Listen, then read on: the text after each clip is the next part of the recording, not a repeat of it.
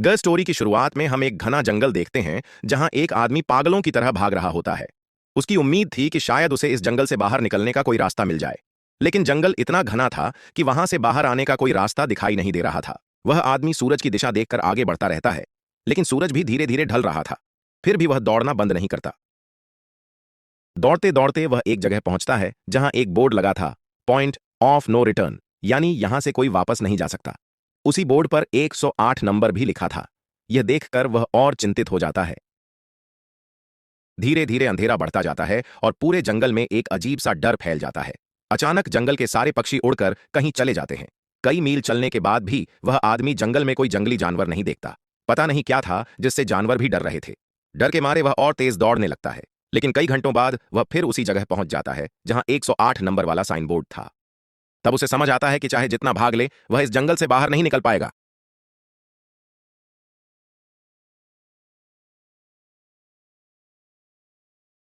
वह छिपने की जगह ढूंढता है, लेकिन आसपास कोई सुरक्षित जगह नहीं मिलती। इसलिए वह पेड़ पर चढ़ने की कोशिश करता है, लेकिन तभी पेड़ की डाल टूट जाती है और वह बहुत ऊंचाई से जमीन पर गिर जाता है। गिरने से वह बुरी तरह घायल हो जाता है। बेहोश होने से पहले अचानक जमीन हिलने लगती है और डरावनी कराहने की आवाजें आने लगती हैं। उन आवाजों से उसका सांस रुकने जैसा हो जाता है। तभी कोई उसे खींचकर कहीं ले जाता है। किसने खींचा, यह नहीं दिखाया जाता, लेकिन उसकी दर्द भरी चीख सुनाई देती है। 6 दिन बाद हम शहर में मीना नाम की एक लड़की को देखते हैं जो एक बर्ड शॉप में काम करती है। तभी उसका बॉस आता है और उसे शहर से दूर एक चिड़ियाघर में एक तोता पहुंचाने का आदेश देता है। मीना बॉस की बात मानकर तोते को लेकर निकल पड़ती है। गाड़ी में बैठकर वह अपने मोबाइल में चिड़ियाघर का लोकेशन सेट करती है और यात्रा शुरू करती है। शहर से बाहर निकलते समय वह एक बोर्ड पर बहुत से लापता लोगों की तस्वीरें देखती है। मतलब वहां कई लोग गायब हो चुके थे। लेकिन मीना उस तरफ ज्यादा ध्यान नहीं देती और आगे बढ़ती रहती है। जल्दी पहुंचने के लिए मीना एक शॉर्टकट लेती है और जंगल के रास्ते से गुजरने लगती है। वह उसी जगह पहुंचती है जहां हमने पहले उस आदमी को गायब होते देखा था।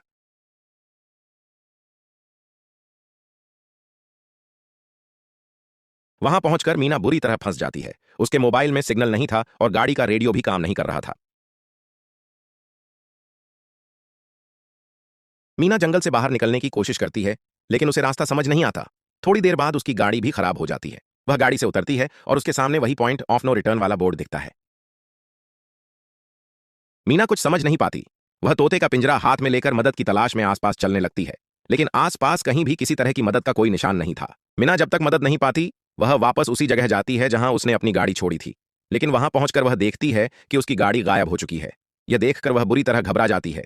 उसे लगता है शायद वह उसी जगह नहीं आई जहां गाड़ी खड़ी की थी। शायद वह किसी दूसरी जगह आ गई है और गाड़ी कहीं और खड़ी है, क्योंकि इस जंगल की हर जगह एक सी दिख रही थी। अब अंधेरा भी और गहरा होने लगा था। अचानक पहले की तरह सारे पक्षी पेड़ों से उड़कर कहीं चले जाते हैं। अब मिना को डर लगने लगता है, क्योंकि जमीन भी जोर से कांप रही थी। मिन्हा को लगता है आसपास कोई है। तभी उसे दूर एक परछाई दिखाई देती है। मिना दौड़कर उसके पीछे जाती है, लेकिन वहां किसी को नहीं पाती। अचानक मिना एक बूढ़ी औरत को भागते हुए देखती है। मिना भी उसके पीछे दौड़ती है। वह उससे मदद मांगती है, लेकिन वह औरत रुके बिना दौड़ती रहती है। मिना फिर उसके पीछे जाती है। अचानक वह बूढ़ी औरत फिर गायब हो जाती है।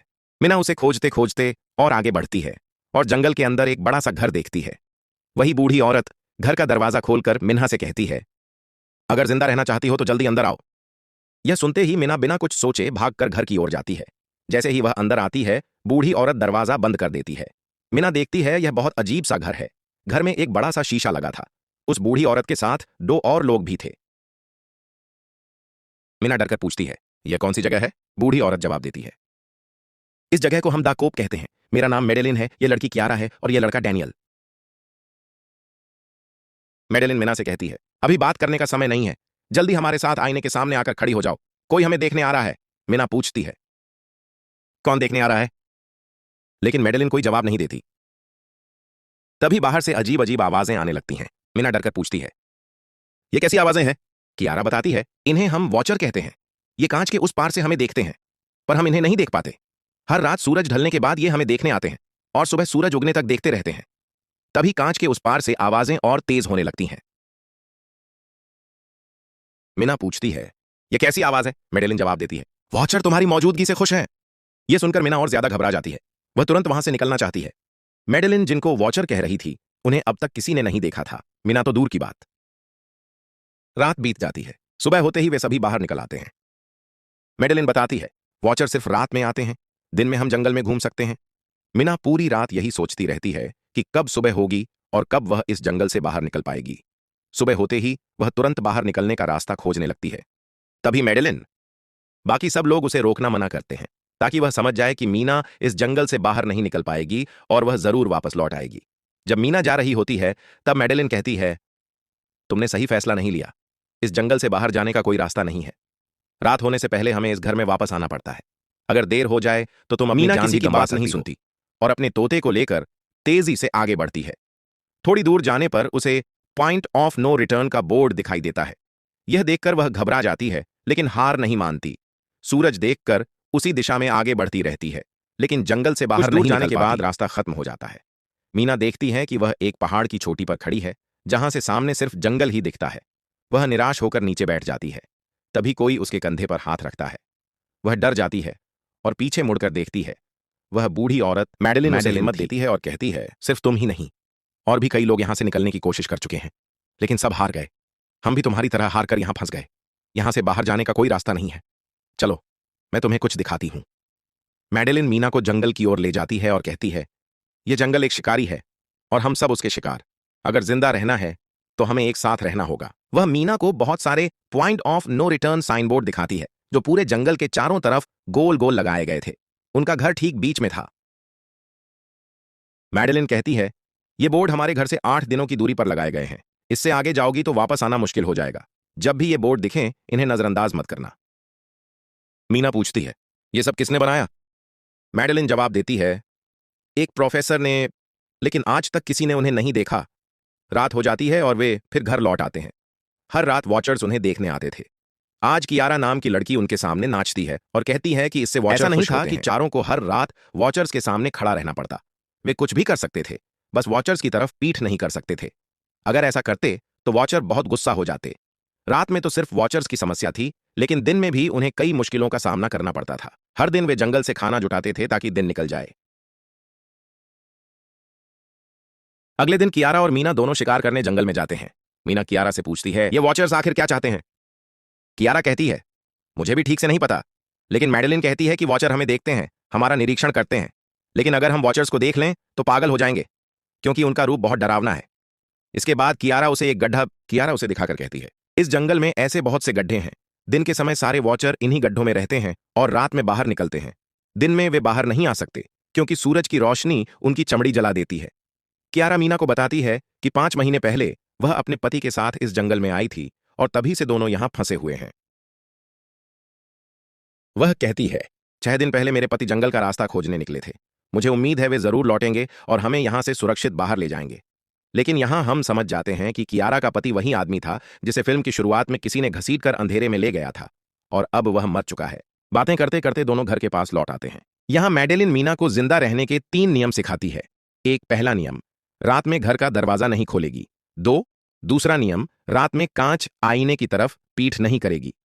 3, तीसरा नियम, दिन में गड्ढों के पास नहीं जाएगी और जितना हो सके उजाले में रहेगी। मेडेलिन कहती है, जब तक तुम ये नियम मानोगी तुम सुरक्षित रहोगी। लेकिन मीना को मेडेलिन की बातों पर भरोसा नहीं होता। उस रात मीना वॉचर्स के बारे में जानने की कोशिश करती है। वह कांच पर कान लगाकर आवाज सुनने की कोशिश करे। जब कुछ सुनाई नहीं देता तब मीना को लगता है मेडेलिन झूठ बोल रही है, इसलिए वह नियम तोड़कर कांच आईने की तरफ पीठ करके सो जाती है। ऐसा करते ही वॉचर गुस्सा हो जाते हैं। वे जोर जोर से कांच को मारना शुरू करते हैं। आवाज सुनकर मेडेलिन उठ जाती है और मीना को तुरंत कांच की तरफ मुड़कर खड़ा होने को कहती है। तभी वॉचर्स का गुस्सा शांत हो जाता है। मतलब, अगर इंसान वॉचर्स की तरफ पीठ कर दे तो वे इसे अपनी बेइज्जती मानते हैं। यह रात भी किसी तरह कट जाती है। अगले दिन मीना डैनियल के साथ शिकार पर जाती है। मीना पूछती है, क्या तुमने आज तक किसी वॉचर को देखा है? डैनियल जवाब देता है, नहीं, और जिसे भी वॉचर दिख जाते हैं वह जिंदा नहीं बचता। तब मीना कहती है, मुझे लगता है यह सब मेडेलिन की बनाई कहानी है। वह हम सबको फंसा कर रखना चाहती है। हमें उन गड्ढों को जरूर देखना चाहिए, शायद वहां से हम बाहर निकलने का रास्ता पा जाएं। डैनियल भी यहां रहते रहते बहुत तंग आ चुका था और किसी भी तरह जंगल से भागना चाहता था। इसीलिए वह मीना की बात मान लेता है और दोनों गड्ढों के पास पहुंचते हैं। मीना खुद को रस्सी से बांधकर नीचे उतरने लगती है। रस्सी का दूसरा सिरा डैनियल पकड़े रहता है ताकि कोई खतरा हो तो वह मीना को ऊपर खींच सके। मीना गड्ढे के नीचे पहुंचती है, जहां उसे बहुत से लोगों का सामान मिलता है, ऐसी चीजें जो उन लोगों की थीं जो जंगल में वे वॉचर्स का शिकार कर चुके थे। डैनियल रस्सी की मदद से कैमरा, साइकिल और सभी आवश्यक सामान ऊपर ले आता है। मीना अब नीचे इंतजार करती है कि डैनियल कब रस्सी नीचे फेंकेगा और वह ऊपर आएगी। मीना गड्ढे से बाहर निकलने से पहले गड्ढे के अंदर किसी के आने की आवाज सुनती है। मीना जल्दी से डैनियल से रस्सी नीचे फेंकने को कहती है, लेकिन तभी मीना को पकड़ने के लिए एक वॉचर हाथ बढ़ाता है। मीना धूप में खड़ी थी, इसलिए जब उस वॉचर के हाथ पर सूरज की रोशनी पड़ती है तो उसका हाथ जलने लगता है। ठीक उसी समय डैनियल मीना के लिए रस्सी फेंक देता है और मीना तुरंत तेजी से बाहर निकलती है।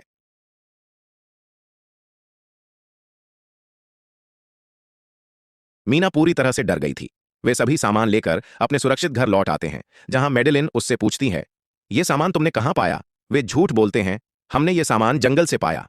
मेडेलिन ने इस जंगल में कई दिन बिताए थे, इसलिए वह जानती थी कि ये सामान जंगल से नहीं बल्कि किसी गड्ढे से मिले हैं। मेडेलिन पूछती है, गड्ढे के अंदर क्या देखा?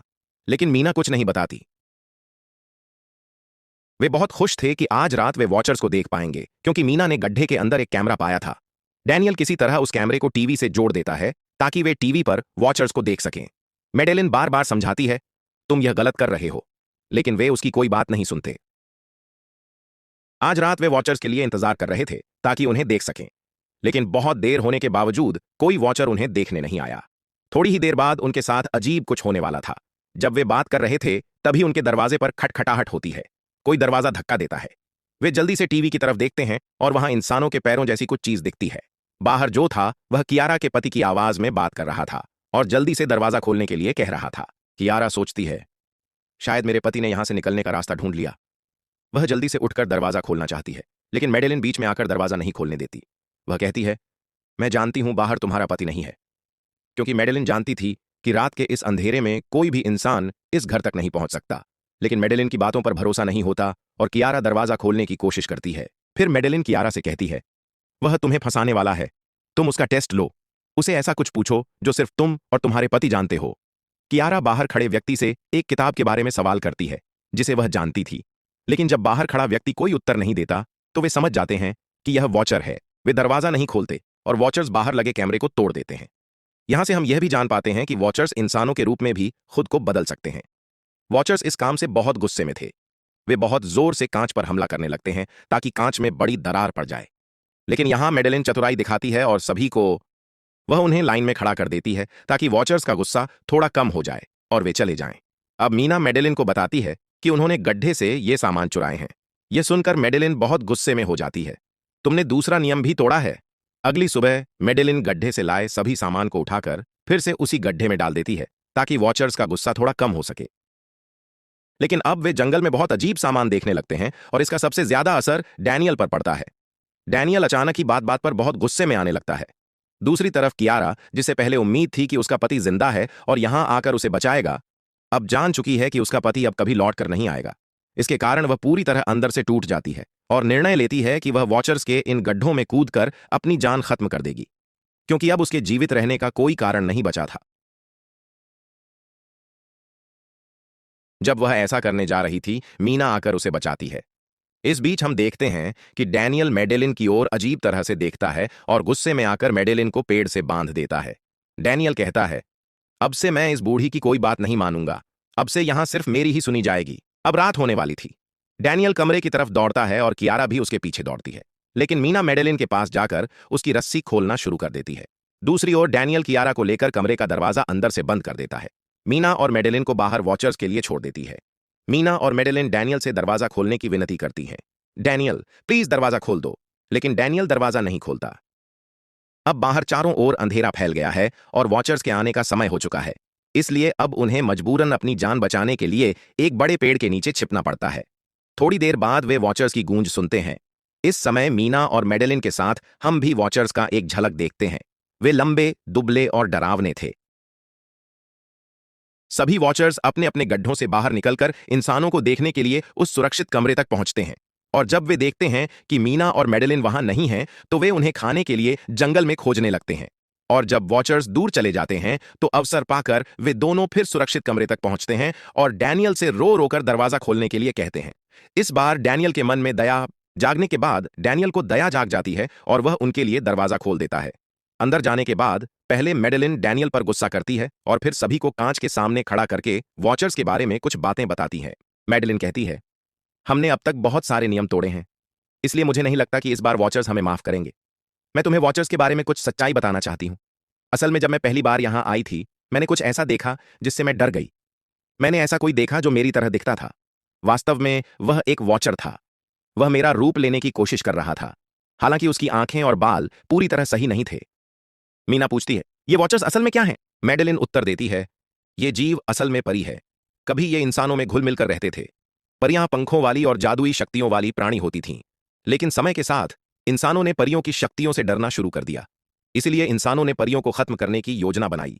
इंसानों की संख्या ज्यादा होने के कारण परियां इंसानों का सामना नहीं कर पाईं। इंसानों ने उन परियों को जंगल में एक बड़े गड्ढे में बंद कर दिया और उन्हें शाप देकर हमेशा के लिए गड्ढे में कैद कर दिया। फिर परियां कई सौ साल तक उस गड्ढे में कैद रही, लेकिन समय के साथ उन्होंने जमीन खोदकर बाहर निकलने का रास्ता बना लिया। आज वही परियां वॉचर बनकर गड्ढे से बाहर आकर हमारे सामने आती हैं। हालांकि कई सौ साल तक जमीन के नीचे रहने के कारण उन्होंने अपने पंख और जादुई शक्तियां खो दी हैं और उन्हें सूरज की रोशनी भी नुकसान पहुंचाती है, लेकिन अब भी उनकी रूप बदलने की क्षमता है। यह सुनकर डैनियल मेडेलिन से पूछता है, ये वॉचर्स हमसे क्या चाहते हैं और ये हमें हर रात क्यों देखते हैं? मेडेलिन कहती है, ये वॉचर्स फिर से जंगल से बाहर निकलकर इंसानों के बीच रहना चाहते हैं, लेकिन अपने असली रूप में ये इंसानों के बीच नहीं रह सकते। इसलिए उन्होंने हमें यहां रखा ताकि वे हमें देखकर हमारे जैसा रूप ले सकें और हमसे आज के दिन के व्यवहार और आदतें सीखकर इंसानों के बीच रह सकें। मेडेलिन ये बातें कह रही थी। तभी सभी वॉचर्स वापस आते हैं और जब उन्हें पता चलता है कि मेडेलिन और मीना फिर से उनके कमरे में लौट आई हैं, तो वे सभी गुस्से में आ जाते हैं और दरवाजा तोड़ने की कोशिश करने लगते हैं। वे चारों एक एक करके टेबल दरवाजे के सामने रख देते हैं ताकि वॉचर्स दरवाजा न तोड़ सकें। लेकिन वॉचर्स की शक्ति बहुत अधिक थी और चारों समझ जाते हैं कि बहुत जल्दी वॉचर्स अंदर घुस जाएंगे और वे अपनी आंखों के सामने मृत्यु को देख सकते थे। तभी वे देखते हैं कि टेबल को दरवाजे के पास ले जाने के कारण कारपेट उल्टा हो गया है। जब वे कारपेट हटाते हैं तो वे नीचे एक बड़े लोहे का गेट देखते हैं। वे जल्दी से गेट खोलते हैं और पाते हैं कि नीचे एक बड़ा बंकर है। वे जल्दी से उस बंकर के अंदर जाते हैं और ऊपर से लोहे का गेट बंद कर देते हैं। वे यह देखकर चिंतित होते हैं कि यह बंकर यहां था और उन्हें इसकी जानकारी नहीं थी। इस बंकर के नीचे कई सुविधाएं थीं, कई हजार दिनों का खाना, एक कंप्यूटर और अन्य कई आवश्यक सामान। मीना जानना चाहती है कि असल में यह जगह प्रोफेसर मार्टिन ने बनाई थी, इसलिए वह कंप्यूटर चालू करता है। उस कंप्यूटर में बहुत सारा डेटा जमा था। उसे खोलने के बाद वे पता करते हैं कि इस पूरे जगह को प्रोफेसर मार्टिन ने बनाया था। असल में प्रोफेसर इस जीवों के बारे में जानते थे। वह इन वॉचर्स पर शोध करना चाहते थे, इसलिए उन्होंने यह बंकर बनाया था। वह पैसे देकर अन्य लोगों को यहां काम करने के लिए लाते थे और रात में श्रमिकों को ऊपर वाले कमरे में छोड़ देते और खुद यहां छिप कर रहते, और वॉचर्स उन लोगों को खा जाते थे। अगली वीडियो में प्रोफेसर मार्टिन बताते हैं कि उनके शोध के दौरान उन्होंने एक अलग प्रकार का पाइप पाया जो रोशनी में भी गोरज से बाहर आ सकता था। प्रोफेसर बताते हैं कि वह वॉचर एक बच्चे का बिल्कुल सही रूप ले चुका था जिसे कोई पहचान नहीं सकता था। वह बहुत अच्छा था। प्रोफेसर मार्टिन को उसने नहीं मारा। प्रोफेसर मार्टिन उसे यहां ले आए। तभी प्रोफेसर कैमरा दूसरी तरफ घुमाते हैं। तब वे देखते हैं कि प्रोफेसर उस छोटे बच्चे के रूप में आए जीव को पिंजरे में बंद कर रखा है। यह झात नहीं कि प्रोफेसर उसके साथ क्या परीक्षण करने वाले थे। उस कंप्यूटर में बहुत सारी वीडियो थीं और हर वीडियो में कुछ न कुछ बताया गया था। मीना बस यह जानना चाहती थी कि आखिर में क्या हुआ, इसलिए वह आखिरी वीडियो चलाती है। उसमें वह देखती है कि प्रोफेसर खुद उस पाई को मारने वाले हैं।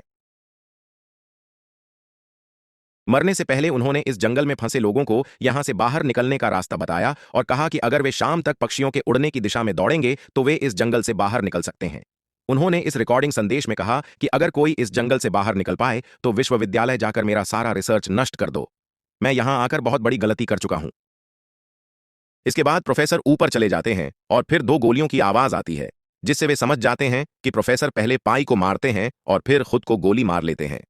आज रात चारों बहुत खुश थे क्योंकि उन्होंने इस जंगल से बाहर निकलने का रास्ता खोज लिया था। अगली सुबह जब वे बंकर से बाहर आते हैं तो देखते हैं कि वॉचर्स ने उनका सेफ हाउस पूरी तरह नष्ट कर दिया है और आज ही उन्हें इस जंगल से बाहर निकलना होगा, वरना वे मर जाएंगे, क्योंकि रात में छिपने के लिए अब कोई घर बाकी नहीं है। वे अब जंगल से बाहर निकलने के रास्ते पर चल पड़ते हैं। प्रोफेसर ने जो पक्षियों के बारे में बताया था वे तो शाम में उड़ने वाले थे, लेकिन उन्हें शाम होने से पहले ही जंगल से बाहर निकलना था। इसलिए मीना अपने पालतू पक्षी आंटी को उड़ाती है। जिस दिशा में वह उड़ता है वे उसी दिशा में चलना शुरू करते हैं। चलते चलते वे रास्ते में एक कब्र पाते हैं। मैडेलिन कब्र देखकर कहती है कि कभी ये इंसानों के साथ रहते थे, लेकिन इंसान उनके साथ बहुत बुरा बर्ताव करते थे। धोखा देते थे और उन्हें जंगल में फंसाकर खुद चले जाते थे। कुछ घंटे चलने के बाद वे एक नदी के किनारे पहुंचते हैं, जहां वे प्रोफेसर मार्टिन की एक नाव पाते हैं। यह देखकर वे बहुत खुश होते हैं, लेकिन उनकी यह खुशी ज्यादा देर तक नहीं रहती, क्योंकि तब तक अंधेरा हो चुका था और वॉचर्स आने का समय हो गया था। वे प्रोफेसर मार्टिन की नाव में चढ़ते हैं। जाने से पहले पीछे से किसी की आवाज सुनते हैं। जब वे पीछे मुड़कर देखते हैं तो वे कियारा के पति को देखते हैं, जो मदद के लिए चिल्ला रहे थे। उसकी हालत बहुत खराब थी। बाकी सभी नाव में चढ़ चुके थे, इसलिए डैनियल अकेले जाकर उसे मदद करने जाता है। डैनियल कियारा के पति को खींचकर नाव की ओर लाने लगता है, लेकिन तभी वे नाव से देखते हैं कि जिसे डैनियल मदद करने गया था वह कोई इंसान नहीं बल्कि एक वॉचर था, जो डैनियल का रूप धारण कर चुका था। वे कुछ भी कर नहीं सकते। अब वही वॉचर डैनियल को मार देता है। वे जानते थे कि वॉचर्स इस नदी को पार नहीं कर सकते। अंत में वे खुद नदी पार करके शहर पहुंच जाते हैं, और कहानी का असली चौंकाने वाला मोड़ इसके बाद आता है। शहर पहुंचने के बाद वे तीनों अलग अलग रास्तों पर चले जाते हैं। कुछ दिन बाद मीना प्रोफेसर मार्टिन की बात के अनुसार विश्वविद्यालय में जाकर उनका सारा डेटा नष्ट करने आती है, लेकिन डेटा डिलीट करने से पहले उसे वहां एक टेप रिकॉर्डर मिलता है, और इस टेप रिकॉर्डर से मीना एक नया रहस्य जानती है। जब हजारों साल पहले इंसान और परियां एक साथ रहते थे, तब उनके बीच भी विवाह होते थे। इंसान और परियों के मिलन से जन्मे बच्चों में दोनों जातियों के गुण होते थे। उन्हें हाफलिंग कहा जाता था। इन हाफलिंग्स की एक विशेष क्षमता थी। वे रूप बदलने में इतने कुशल थे कि मृत इंसान का रूप भी धारण कर सकते थे। प्रोफेसर का अनुमान था कि जब इंसान परियों को जंगल में गुफाओं में बंद कर देते थे, तब हाफलिंग्स इंसानों में रूप बदलकर छिपने लगते थे, और आज भी वे किसी न किसी रूप में इंसानों के बीच मौजूद हैं।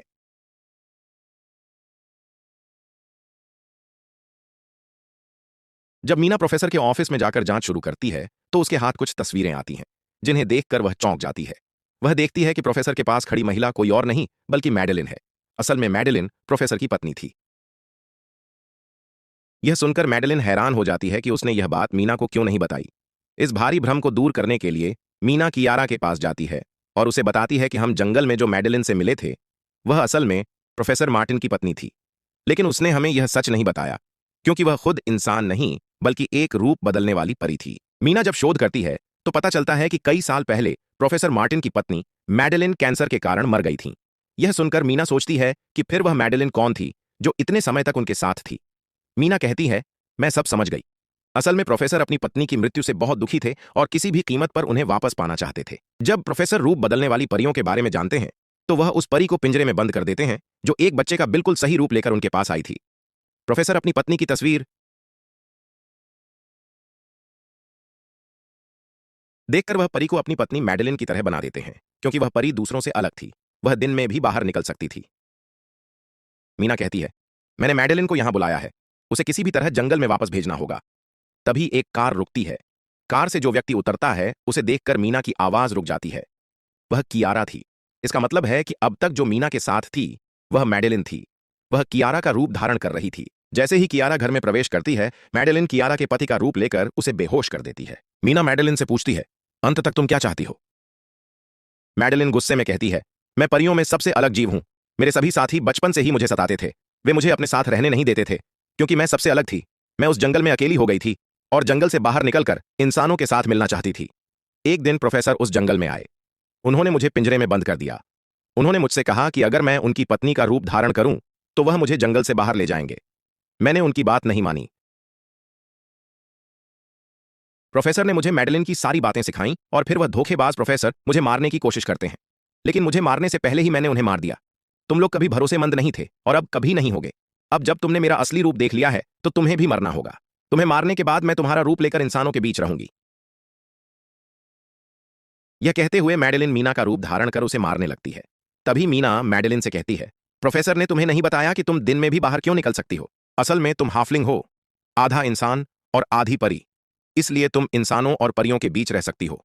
मैं जानती हूं कि पृथ्वी पर अकेले रहना कितना दुखद होता है, लेकिन अब तुम अकेली हाफलिंग नहीं हो। तुम्हारे जैसे और भी हाफलिंग हैं, जो किसी न किसी रूप में इंसानों में मिलकर रहते हैं। यह सच जानते ही मैडेलिन का शरीर अचानक उसके असली रूप में बदलने लगता है। देखते देखते उसके पंख निकल आते हैं। फिर वह मीना को वहीं छोड़कर उड़ जाती है। कुछ सप्ताह बाद का दृश्य दिखाया जाता है, जहां मीना अपनी बहन के साथ रहने लगती है। वह अपनी बहन से कहती है, मुझे लगता है कि वह परी अब भी मेरा पीछा कर रही है। तब मीना की बहन कहती है, तुम डर मत करो, ऐसा कुछ नहीं हुआ। और कहानी के अंत में हम एक छोटी लड़की को देखते हैं, जो उस समय मीना के घर के नीचे खड़ी थी। वह कोई और नहीं बल्कि मैडेलिन थी, जो अब उनके दुनिया में उसी रूप में रह रही है। और यही कहानी खत्म होती है। अगर आपको यह वीडियो पसंद आया तो हमारे चैनल को सब्सक्राइब करें और वीडियो को लाइक करना ना भूलें।